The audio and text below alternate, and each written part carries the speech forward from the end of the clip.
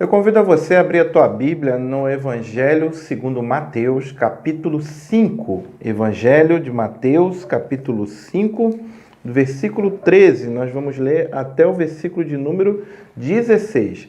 Mateus 5, do 13 ao 16, diz assim o texto da palavra de Deus. Vós sois o sal da terra. Ora, se o sal vier a ser insípido, como se lhe restaurar o sabor? Para nada mais presta, senão para, lançado fora, ser pisado pelos homens. Vós sois a luz do mundo. Não se pode esconder a cidade edificada sobre o monte, nem se acende uma candeia para colocá-la debaixo do alqueire, mas no velador e alumia a todos os que se encontram na casa. Assim brilhe também a vossa luz diante dos homens, para que vejam as vossas boas obras e glorifiquem a vosso Pai que está nos céus. Não existe salvação fora da caridade. Esse é um slogan muito conhecido, é o slogan do espiritismo kardecista. Eles acreditam que, através das práticas de caridade, práticas de boas obras, o ser humano consegue se elevar e assim salvar a sua alma.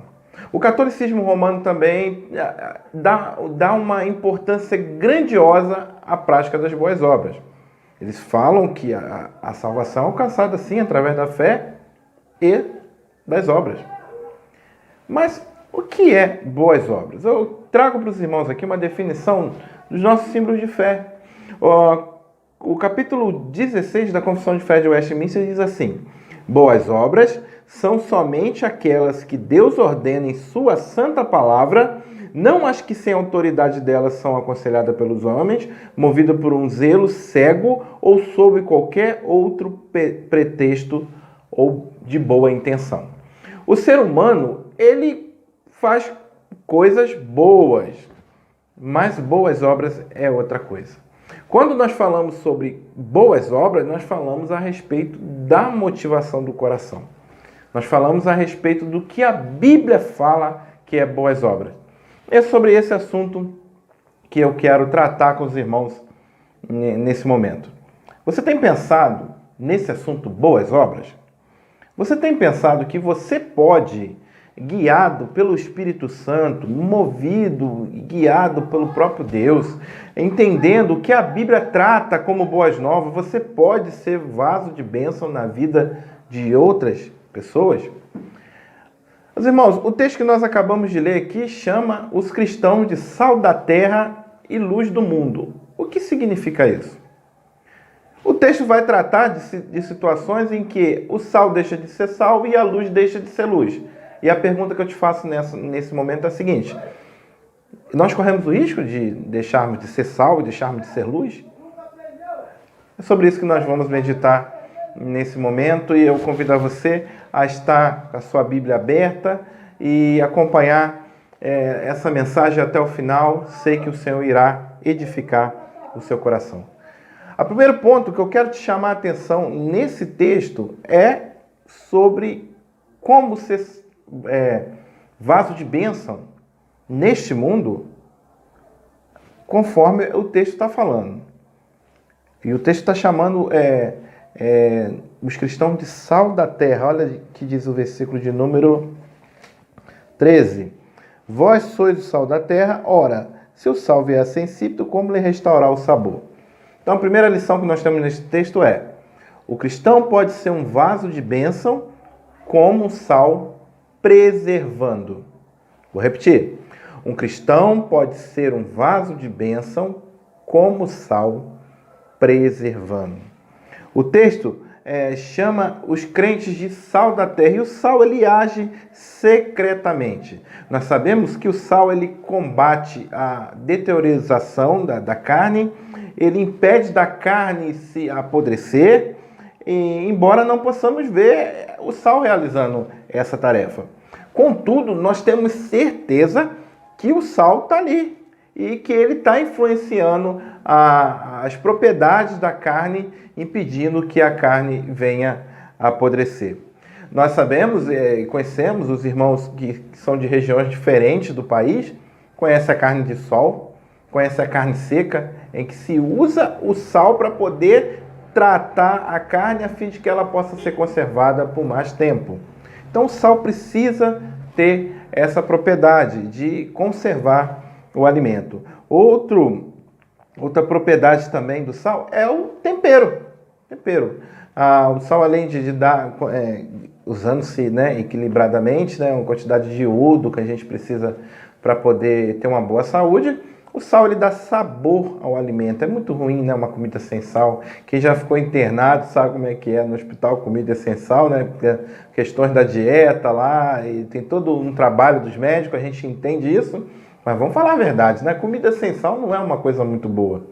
O texto faz uma grande pergunta, né, se dirigindo aos cristãos, né? E aqui é o próprio Senhor Jesus se dirigindo aos seus discípulos. E ele faz uma pergunta: o que se pode fazer com sal quando ele perde o sabor? Essa é a pergunta. Quando ele se torna insípido, né? Literalmente sem força, literalmente sem ação. É disso que o Senhor Jesus está falando aqui. Um sal sem a ação de salgar é um sal sem propósito. É um sal que não cumpre o propósito para o qual ele foi criado. É um sal que não faz diferença. O texto diz aqui que se ele vier a ser insípido, como lhe restaurar o sabor? Versículo 13. Para nada mais presta, senão para ser lançado fora e ser pisado pelos homens. Alguns estudiosos dizem que existia lá na Judéia muito sal que perdeu o sabor e que aquelas pedras de sal serviam apenas para pavimentar estradas. A ideia é de que um sal sem o seu propósito, sem cumprir o seu propósito original, ele não serve para muita coisa, ou apenas para ser pisado pelos homens. Isso nos lembra o que Tiago falou sobre um sal que não salga, mas ele está falando aqui a respeito de uma fé que não produz nada. Um sal que não salga seria uma fé que não produz nada, e Tiago vai falar sobre uma fé improdutiva. Olha o que ele diz no capítulo 2, versículo 20.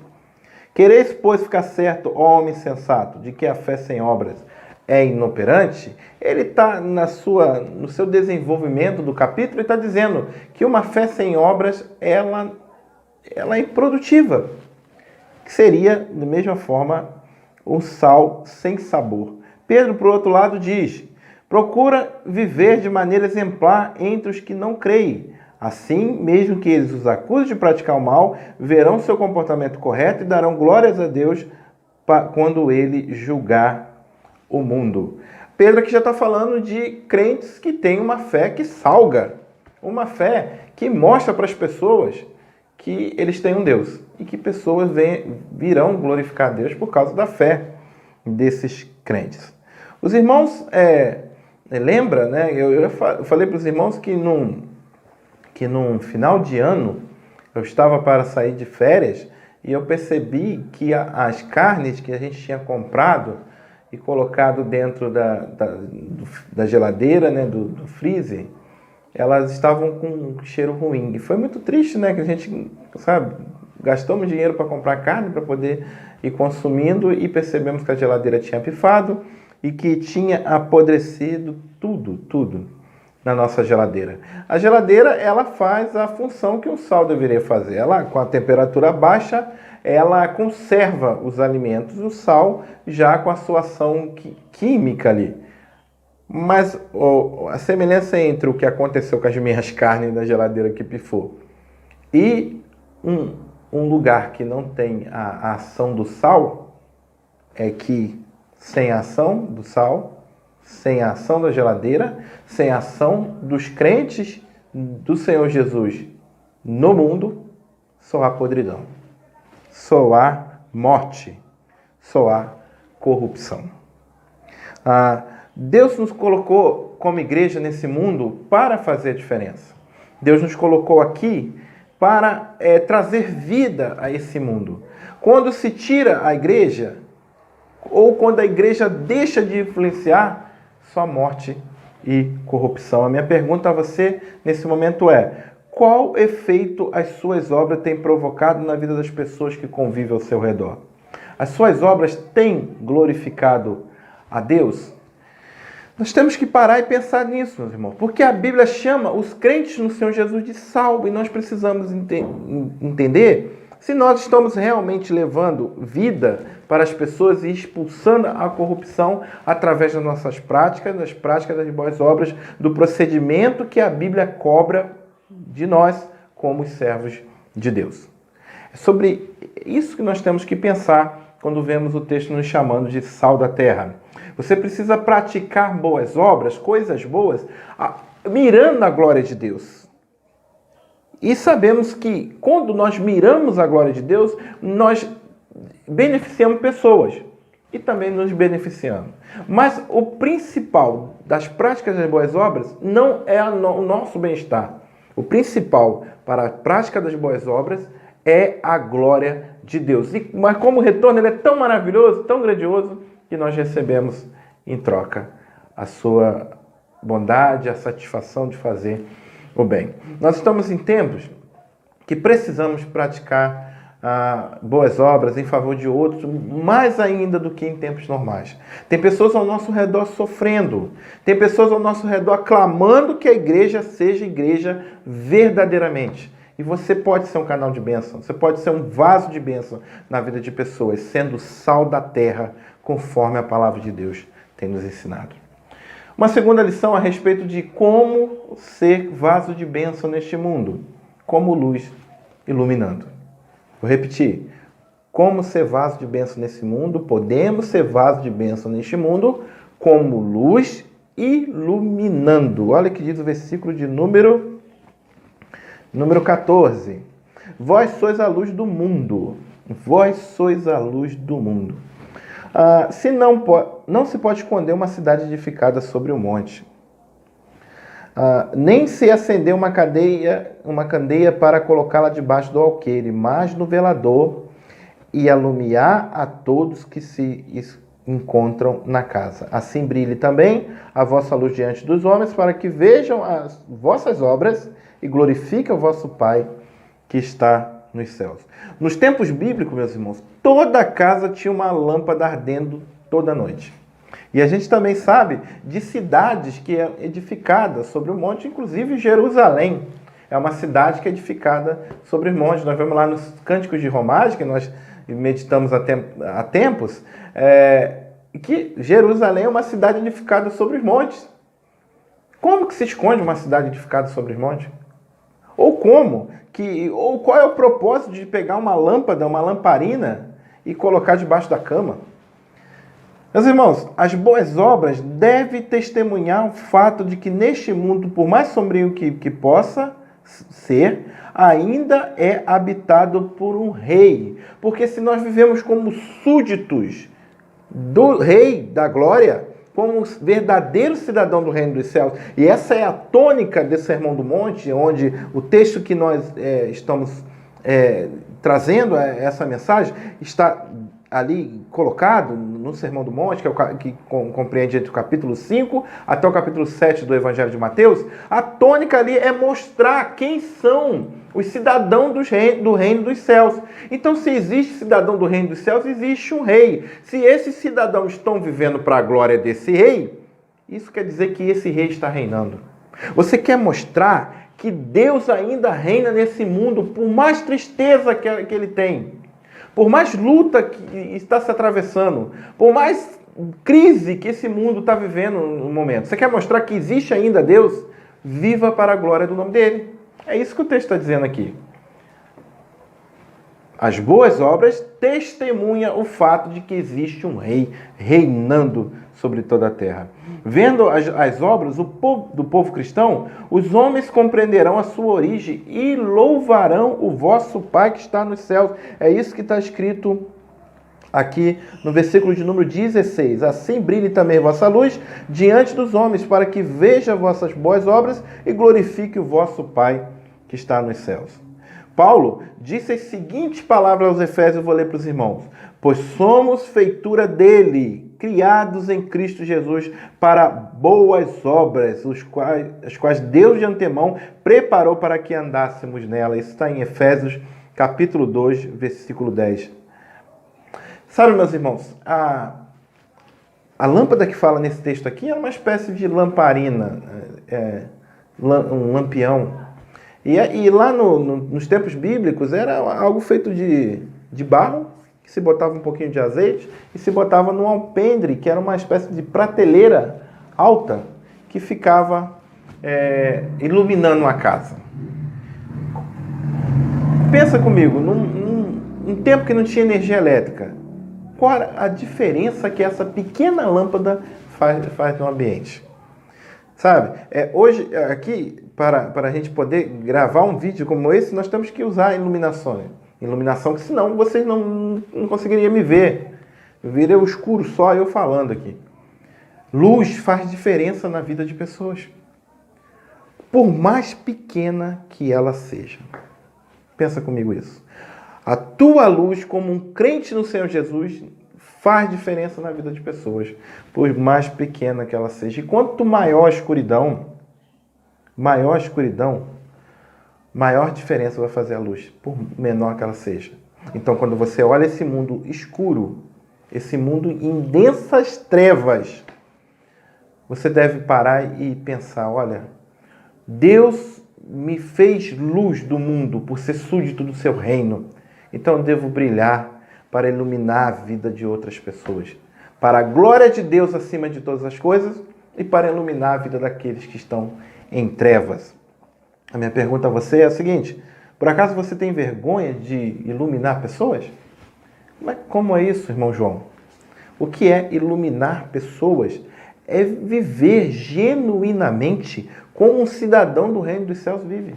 É isso que o texto está dizendo aqui. Se você viver genuinamente nas práticas das boas obras, abandonando o pecado todo dia e abraçando as bênçãos do Evangelho, vivendo conforme a Bíblia ensina que nós devemos viver, você vai estar iluminando a vida de pessoas e, acima de tudo, glorificando a Deus. Pessoas vão olhar e vão falar, não, ele é diferente. Ele é diferente e ele serve um Deus maravilhoso que tem cuidado de nós nesse mundo, porque eu vejo isso na vida dele. Isso é viver genuinamente. Não tenha vergonha de viver como cristão, não. Eu sei que nesse mundo aí, existe vários grupos, né? Várias tribos, vários pensamentos, várias ideologias, e pessoas têm falado para você assim, vive desse jeito, assim é melhor. Ou você mesmo pode ter passado pela tua cabeça, eu sempre fui assim, a minha família sempre foi assim, o meu pensamento é desse jeito, essa é a minha vontade. Não, não viva pela sua vontade. Viva pela vontade do seu rei. Afinal de contas, você é um cidadão do reino dos céus. Pratique aquilo que ele ensina, que é prática das boas obras, para a glória do nome dele. Faça o que Deus criou para fazer. A gente sempre remete à primeira pergunta do catecismo, né? Do catecismo maior e do breve catecismo. Qual é o fim principal do homem? O fim principal do homem é glorificar a Deus e alegrar-se nele para todo sempre. Você nasceu para glorificar a Deus, então viva para glorificar a Deus. Você pode fazer isso deixando de entrar em meios de corrupção no seu trabalho. Você pode fazer isso não namorando conforme todo mundo namora. Você pode fazer isso sendo um marido com amor sacrificial, que é o amor de Jesus pela igreja. Você pode fazer isso sendo uma esposa submissa, amando seu marido e glorificando a Deus por ter te dado a oportunidade de ser uma dona do lar. Deus. Você pode viver para a glória de Deus de várias formas. É só você olhar para a Bíblia e entender o que a Bíblia ensina, que é viver para a glória de Deus. Vivendo dessa forma, nós mostraremos que somos discípulos do Rei da Glória, do Sol da Justiça, da Estrela da Manhã. E seremos luz nesse mundo de trevas, nesse mundo que carece da manifestação dos filhos de Deus. Eu chego à conclusão, meus irmãos, desse pequeno sermão, essa pequena mensagem bíblica, entendendo o seguinte: o sal é uma bênção quando permanece sendo verdadeiramente sal. A luz, enquanto permanece sendo realmente luz, obra só serve se for boas obras, se for guiado pelo Espírito, de acordo com o que o Espírito revelou pela palavra. Crente só faz a diferença no mundo se viver o Evangelho. Não adianta viver pela sua cabeça. Não adianta viver pelo que você acha que é certo. Você precisa viver pelo que o Evangelho diz que é certo. Se apresente para viver segundo a luz do Evangelho e servindo ao Senhor. Diga como Isaías disse: eis-me aqui, Senhor, quero viver para a glória do seu nome. Se apresente porque há muito trabalho. O Senhor Jesus falou para a gente orar para que Ele mande trabalhadores, porque a seara é grande, os trabalhadores são poucos.